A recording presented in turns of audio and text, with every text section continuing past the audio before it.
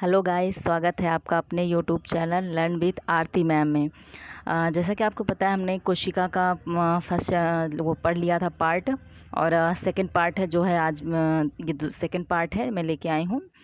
इसके बारे में फर्स्ट पार्ट में हमने अच्छे से उसका पूरा पढ़ा था कि उसकी खोज किसने किया था, उसका वर्गीकरण कैसे कितने पार्ट में किया गया है, और कोशिका की आकृति और जो है उसके बारे में। जैसे पता है कि खोज जो है रॉबर्ट हुक ने किया था, जीवित कोशिका को एंटोनी लुवेनहॉक ने किया था, ठीक है। और सबसे बड़ी कोशिका कौन सी होती है? शुतुरमुर्ग होता है। और कोशिका जो होती है ये हमारे शरीर की सबसे मूल इकाई होती है।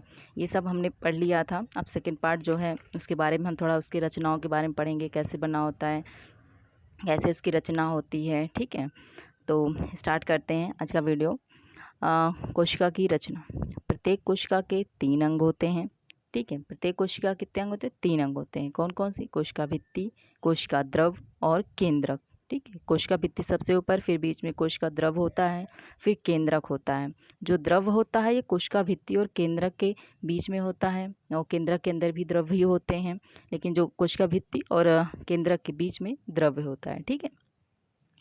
कोशिका भित्ति का एक ऊपरी परत होती है, तो इसलिए मैंने उसके बारे में ज़्यादा यहाँ पे डिस्क्राइब नहीं किया है। केवल आपको इतना भी सबसे बाहरी परत होती है ये कोशिका की, कोशिका भित्ति, ठीक है, सेल वॉल होता है। अब कोशिका द्रव की बात करेंगे। यहाँ पर सबसे इम्पोर्टेंट इसमें केंद्रक है और कोशिका द्रव। कोशिका भित्ति के अंदर एक गाढ़ा चिपचिपा तरल और रंगहीन अर्धपारदर्शक पदार्थ भरा होता है, जिसे जीवद्रव कहते हैं। यानी जो कोशिका भित्ति के बाद जो होता है द्रव, गाढ़ा चिपचिपा पदार्थ, उसे ही द्रव, द्रव से मतलब ही पता चलता है आपको कि द्रव्य पदार्थ है, ठीक है। तो अर्धपारदर्शक पदार्थ भरा रहता है, जिसे जीवद्रव्य कहते हैं। जीवद्रव ही कोशिका और मानव का जीवन होता है। यदि कोशिका से जीवद्रव को समाप्त कर दिया जाए तो वे मृत हो जाती हैं।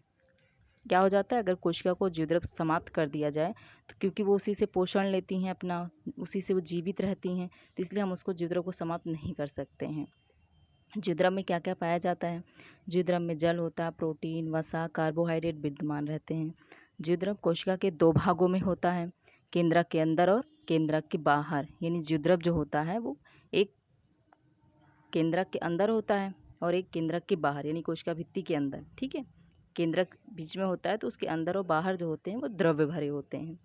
कोशिका भित्ति के अंदर और केंद्रक के बाहर वाले जीवद्रव को, जो कोशिका की भित्ति के अंदर लेकिन केंद्रक के बाहर होता है, तो उसे साइटोप्लाज्म कहते हैं। और जो केंद्रक के अंदर जीवद्रव को न्यूक्लियोप्लाज्म कहते हैं, ठीक है। ये समझिए कि उसमें जैसे आपको 3 लेयर दे दिया गया है। सबसे बाहरी परत कोशिका भित्ति, फिर जीवद्रव, फिर सबसे अंदर केंद्रक होता है। लेकिन केंद्रक के अंदर जो भरा होता है वो जीवद्रव होता है, तो कोशिका भित्ति और केंद्रक के बीच में जो स्पेस होती है वहाँ पर ये जीवद्रव भरा होता है, ठीक है। और केंद्रक के अंदर जो होता है वो भी जीवद्रव होता है, ठीक।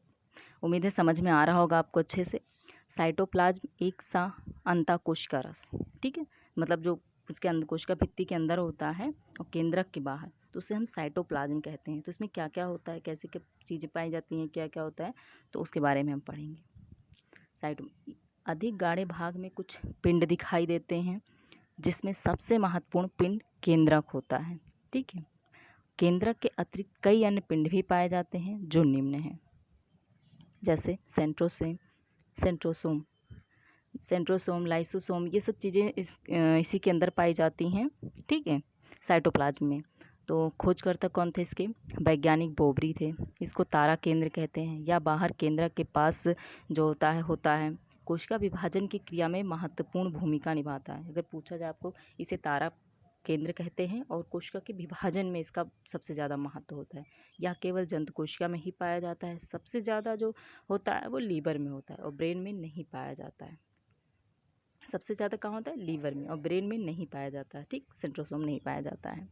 और इसका मेन काम क्या है? कोशिका का विभाजन करना, बहुत भूमिका निभाता है ये कोशिका विभाजन में।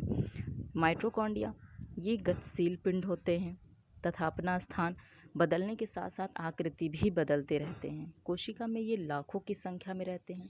यह कुछ स्राव मतलब एटीपी को उत्पन्न करते हैं। जैसे पूछा जाता है माइटोकॉन्ड्रिया में कौन सा स्राव होता है, तो एटीपी। ये याद रखिएगा, क्वेश्चन पूछा गया है कि माइटोकॉन्ड्रिया में कौन सा स्राव होता है, तो एटीपी स्राव होता है, जो कोशिका की उपापचय क्रिया में सहायक होते हैं।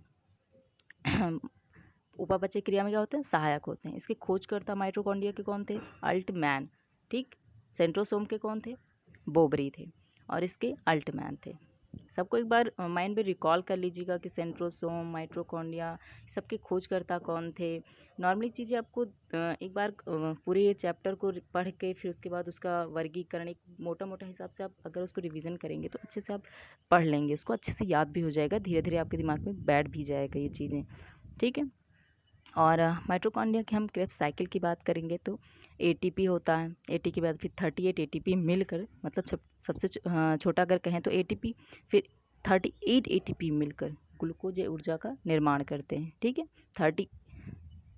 38 एटीपी जो है किसका निर्माण करते हैं? ऊर्जा का, यानी ग्लूकोज का। राइबोसोम, राइबोसोम के अगर कहें खोजकर्ता कौन है तो पैलाडे हैं। ठीक है। राइबोसोम इसे प्रोटीन निर्माण या protein factory, direct question fact के रूप में आ जाता है। प्रोटीन फैक्ट्री किसे कहा जाता है? 4 ऑप्शन आपको दे दिए, लाइसोसोम, राइबोसोम और अदर भी दे देंगे, तो आपको इसमें राइबोसोम ही मानना है कि प्रोटीन फैक्ट्री राइबोसोम को कहा जाता है। ठीक है। ये 2 प्रकार के होते हैं, राइबोसोम 2 प्रकार के होते हैं, 70S और 80S। छोटा जो होता है 70S होता है, 80 बड़ा होता है। छोटे को प्रोकैरियोटिक और बड़े को यूकैरियोटिक कहते हैं। ठीक है। अब बात करते हैं लाइसोसोम के बारे में। लाइसोसोम खोजकर्ता इसके डेडुबे थे और इसे आत्महत्या की थैली कहा जाता है, यानी एटम बम भी कहा जाता है। इसमें मैंने केवल इम्पॉर्टेंट फैक्ट ही पूरा आपके जो पेपर में पूछा जाता है, जो पेपरों में आता है, और फर्जी की चीज़ें नहीं लिखी हुई हैं आपको, इसलिए पूरा चैप्टर अच्छे से लर्न करना होगा, अच्छे से याद करना होगा। जितना पूरा फैक्ट लिखा हुआ है, फैक्ट ही लिखा है कि राइबोसोम जो है प्रोटीन फैक्ट्री कहा जाता है, लाइसोसोम को आत्महत्या की थैली। क्वेश्चन डायरेक्ट ऐसे पूछा जाता है क्योंकि इस लाइसोसोम से इतना ही ज़्यादा इंपॉर्टेंट है कि आत्महत्या की थैली या एटम बम ज़्यादा पूछा जाता है। बहुत ज़्यादा हुआ तो खोजकर्ता पूछ लेंगे इसके, इससे ज़्यादा आपको लाइसोसोम बहुत ज़्यादा नहीं पूछा जाता है। ठीक है। गाल्गी बॉडी क्या होता है? इसकी खोज करता है कैमिलो गॉल्जी थी। यह नली समान सूक्ष्म संरचनाएं होती हैं, वसायुक्त तरल पदार्थों से भरी रहती हैं। ठीक है। यह नली के समान सूक्ष्म संरचनाएं होती हैं, गाल्गी बॉडीज होती हैं, वसायुक्त तरल पदार्थों से भरी रहती हैं और परिवहन का कार्य करती हैं ये। ठीक। कैमिलो गॉल्जी इसकी खोज करता है। और राजधानी की बात करें हम तो कोशिका में नन्हे नन्हे छेद के रूप में दिखाई देते हैं। कोशिका वृद्धि के समय कोशिका रस के फैलने से कोशिका रस में रिक्त स्थान शेष रह जाती है, इन्हीं को रस धानियाँ कहते हैं। ठीक है। 65% जल होता है इसमें। कोशिका में जल का संतुलन बना रहता है, इनकी सहायता से कोशिका भोजन ग्रहण करती हैं, मतलब ये जल का संतुलन बनाने का एक तरह से कहें तो काम करते हैं। ठीक। आगे बात करते हैं केंद्रक की, जो कि हमारा तीसरी इसकी मुख्य भाग होता है। कोशिका रचना का तीसरा सबसे मुख्य भाग है केंद्रक। ठीक है। सबसे मुख्य भाग केंद्रक है। तो केंद्रक अगर हम बात करें तो केंद्रक जो होता है कोशिका का सबसे महत्वपूर्ण अंग होता है। यह कोशिका के मध्य में स्थित होता है। जैसे कि मैंने बताया था आपको, सबसे बाहर कोशिका भित्ति थी, फिर जो है कोशिका द्रव्य था, फिर केंद्रक था। तो सबसे अगर कहें क्या, कोशिका मध्य में स्थित होता है और कोशिका पिंड ही सघन पिंड होते हैं। यह अधिक गहरे रंग का होता है। केंद्रक ही कोशिका का जीवन होता है। ठीक है। केंद्रक क्या होता है? कोशिका का जीवन होता है। केंद्रक के द्वारा ही कोशिका वृद्धि तथा जनन करती है। केंद्रक के द्वारा ही कोशिका वृद्धि तथा जनन करती है। ठीक है। और इसको खोजा किसने था? केंद्रक को रॉबर्ट ब्राउन ने। और कोशिका की अगर बात करें तो रॉबर्ट हुक थे। ठीक है। आता रॉबर्ट हुक ही है, लेकिन अगर जीवित कोशिका की डायरेक्टली इंडिकेट करके पूछा जाता है कि जीवित कोशिका के, तो लुवेनहॉक थे। मैंने फर्स्ट वीडियो में इसका अच्छे से पढ़ाया था, अगर आपने उसको नहीं पढ़ा तो पहले उसको पढ़ लीजिएगा तब इसको पढ़िएगा, क्योंकि और पूरा अच्छे से कॉपी एक बना लीजिएगा, पूरा नोट कर लीजिएगा कि ह्यूमन साइंस से पूरा क्वेश्चन न्यूट्रिशन से रिलेट करते हैं, तो आपको इसमें भी पढ़ने होंगे कुछ चीज़ें उसमें भी। और लगभग जितनी आपकी पूरा टीजीटी पीजी बुकें हैं उसमें एक दूसरे से कोरिलेट करके ही कहीं ना कहीं सब इधर उधर से पूरा आपका कंप्लीट होगा। तो कुछ चीज़ें आपको इसमें पढ़नी होंगी, थोड़ा विस्तृत आपको दूसरे बुक में भी मिलेंगी। तो जितना हो सकेगा मैं आपके पूरा कोशिश करूँगी कि अच्छे से अच्छे से मैटर दे सकूँ। ठीक है। आते हैं अपने टॉपिक पर। और कोशिका के बाएं भाग के समान ही केंद्रक भी एक पतली झिल्ली से आवृत रहता है। कोशिका जैसे एक कोशिका भित्ति से बना रहता है, ढका रहता है, तो उस तरह ये भी केंद्रक भी होता है, जिसे केंद्रक कला कहते हैं। ठीक है। उसे कोशिका भित्ति कहते थे, इसे केंद्रक कला कहते हैं। इसमें क्रोमोसोम व जीन भी पाए जाते हैं। सबसे ज़्यादा इंपॉर्टेंट याद रखिएगा, केंद्रक में क्रोमोसोम्स व जीन भी पाए जाते हैं। कहाँ पाए जाते हैं?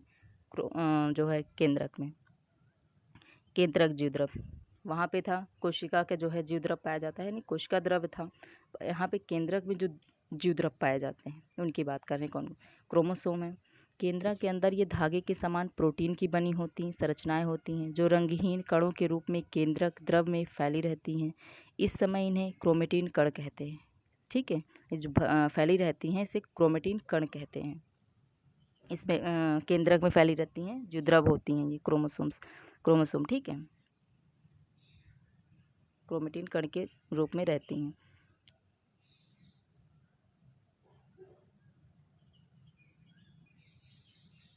और आरबीसी में लाइसोसोम नहीं पाया जाता है।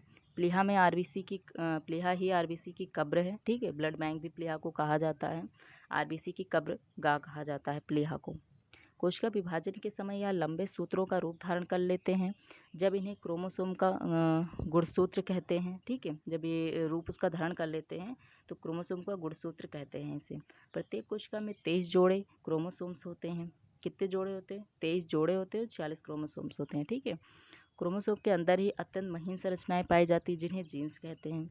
जीन्स को आनुवांशिकता के वाहक भी कहा जाता है। जीन्स को क्या कहा जाता है? आनुवांशिकता का वाहक भी कहा जाता है। ठीक है, अब कोशिका विभाजन के महत्व की बात करेंगे और इसको अच्छे से एक पूरा नोट डाउन जरूर कर लीजिएगा। फर्स्ट वीडियो से सेकंड वीडियो भी है और जितना लिखा हुआ है पूरा फैक्ट ही है, पूरा इम्पॉर्टेंट ही है, आपके लिए डिस्क्राइब है पर बहुत ही ज़्यादा इम्पॉर्टेंट है। और भी इसमें काफ़ी चैप्टर्स हैं, क्वेश्चन पूछे जाते हैं और टीजीटी पीजीटी में थोड़ा साइंस लेवल अगर क्वेश्चन आते हैं तो इन सब चीज़ों से उठाए जाएंगे क्वेश्चन। आपको पता है कि क्वेश्चन अब धीरे धीरे टीजीटी पीजीटी में तो पीजीटी से तो लेवल टीजीटी का कम ही रहेगा, लेकिन क्वेश्चन अगर पूछते हैं तो बहुत ज़्यादा अंदर, अब की पेपर जो आया था बहुत ज़्यादा अंदर भी जाके पूछे तो बहुत नॉर्मली क्वेश्चन भी थे।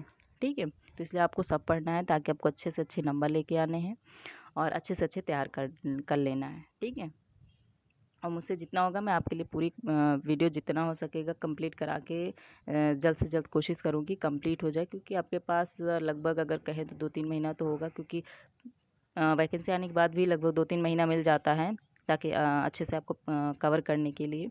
और इधर भी अगर आपको अभी वैकेंसी का तो कुछ दिख नहीं रहा है, लेकिन फिर भी हो सकता है 2-3 महीने में कि आप लोग को भी मिल जाए, 2-3 महीने बाद आए। लेकिन आपको अपनी तैयारी अच्छे से करनी है जब भी वैकेंसी आती है। ठीक है, ताकि नौकरी मिल जाए। आगे आते हैं अपने टॉपिक पर। कोशिका विभाजन का महत्व क्या होता है? ये कोशिका विभाजन मतलब क्या का वर्क करती है, क्या इसका महत्व होता है इसमें? तो नई कोशिकाओं का निर्माण, टूटी फूटी कोशिकाओं की क्षतिपूर्ति, ये लगभग दो इसके वर्क ज़्यादा इंपॉर्टेंट है कि क्या इसका महत्व है कि नई कोशिकाओं का निर्माण करना और टूटी फूटी कोशिकाओं की क्षतिपूर्ति करना। ठीक है, और क्रोमेटिन एक न्यूक्लियो प्रोटीन है। क्रोमेटिन क्या है? एक न्यूक्लियो प्रोटीन है जो न्यूक्लिक अम्ल एवं क्षारीय प्रोटीन के मिश्रण से बना होता है, जो कि केंद्रक में पाया जाता है। ठीक है, केंद्रक क्रोमोसोम्स में।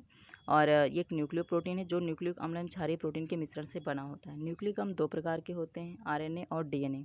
न्यूक्लिक अम्ल 2 प्रकार के होते हैं, आरएनए और डीएनए। डीएनए जो होता है, ये क्वेश्चन डायरेक्ट आया हुआ है कि डीएनए किस में पाया जाता है, तो क्रोमेटिन में होता है। डीएनए कहाँ होता है? क्रोमेटिन में होता है। आरएनए कहाँ होता है? कोशिका द्रव में होता है। ठीक है, आरएनए कोशिका द्रव में, डीएनए क्रोमेटिन में होता है। और ये जितना लगभग है पूरा अच्छे से कवर हो गया है आपका फर्स्ट चैप्टर। कोशिका के मानव संरचना की अगर बात करें तो सेल्स की, इसमें सेल का अच्छे से पूरा इसमें कवर कर दिया है मैंने जितना आपको होना चाहिए था। इसलिए पूरा अच्छे से इसको नोट डाउन कर लीजिएगा, क्योंकि आप बार बार वीडियो नहीं देख सकते। तो टीजीटी पीजीटी होम साइंस का भी काफ़ी ज़्यादा सिलेबस है और आपको अच्छे से पूरा लिखना भी है और अच्छे से नोट भी करना है और याद भी, ताकि अच्छे से हो सके। ठीक है, ओके गाइस, थैंक यू।